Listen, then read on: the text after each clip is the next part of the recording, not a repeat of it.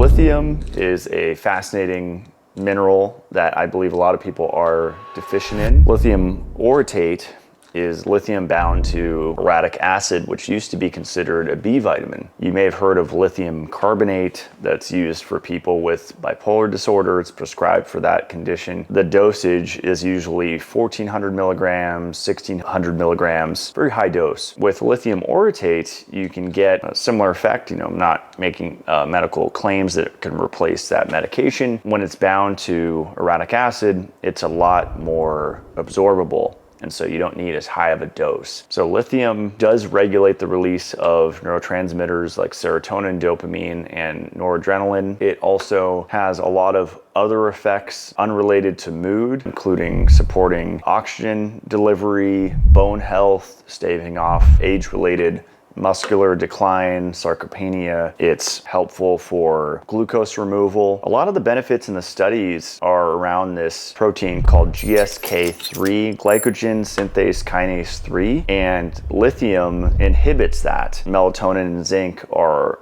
also nutrients that inhibit that. In the research, when you inhibit that protein, it's been found to combat anxiety, depression, Alzheimer's, neurodegenerative diseases of all kinds, even cardiovascular conditions, all sorts of things are improved when you inhibit GSK3. So that's what you'll find if you start digging around in the clinical studies on lithium. A lot of people take it for improving overall mood because it does affect dopamine and serotonin very powerfully. But I like all the other benefits. My favorite lesser known benefit to lithium is that it actually transports B12 into the cell. So there's different vitamin B12 tests you can get, urinary tests, blood tests, and if B12 is super high, you would think that's a good thing. It's actually a bad thing. That means that you're not getting it out of the blood inside the cell. And that could be a sign, and it usually is a sign, of lithium deficiency.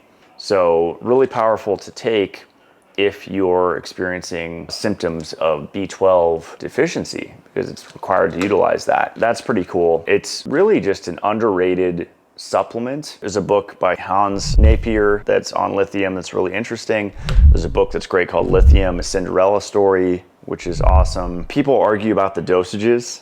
So people that live in the Andean mountains consume naturally in their drinking water 10 to 30 milligrams a day. And so a lot of people are wary of taking more than 1 milligram, 3 milligrams, 5 milligrams. I take minimum 10 milligrams at a time, and that's what each capsule is in MitoLife. And I'll often take 2, 3, 4 of them at a time. And what I found works best for me is just cycling it. So if I feel a little more sensitive, not sensitive in a sense of flying off the handle, but just extra emotional, which some people would think is a good thing, then I just take a day off. So I'll cycle it and just use my intuition with when to take it.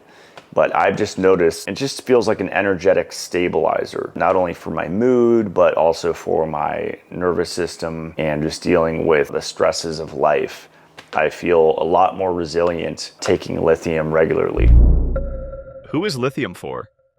Probably people that are under a lot of stress, which is almost everyone on the planet right now with what's going on societally and also personally. I think everybody tends to be under a pretty good amount of stress, way more than we ever used to have. Also, if you interact with a lot of people regularly and you have to deal with a lot of other personalities, I find it just helps make you more empathetic and you can relate to people easier and communicate better, which is a big part of human health, is communicating with other people in a balanced way. Also, elderly that are dealing with maybe schizophrenia or Alzheimer's or all the brain breakdown disorders that tend to happen when people get up there in age and 70s, 80s, 90s and beyond tend to have a lot of neurodegeneration going on. This actually protects from lipid peroxidation, which is kind of a theme throughout MitoLife with products like Encephalon and vitamin E, where that lipid peroxidation process actually breaks down the lipid membranes,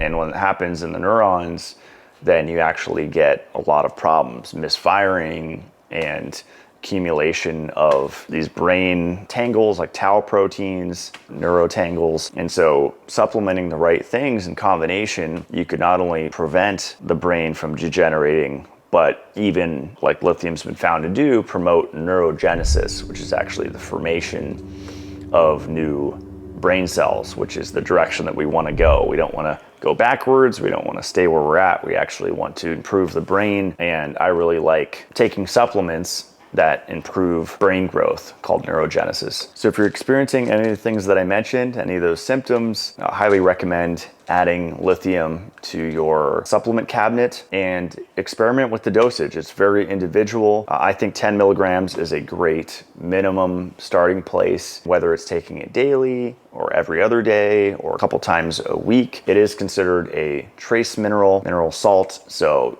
you technically don't have to take it daily, but then again, maybe you do depending on your individual situation. Some people probably have to take lithium daily. So as with all supplements, I always encourage you to experiment and find the right cadence that works for you. Stay supercharged.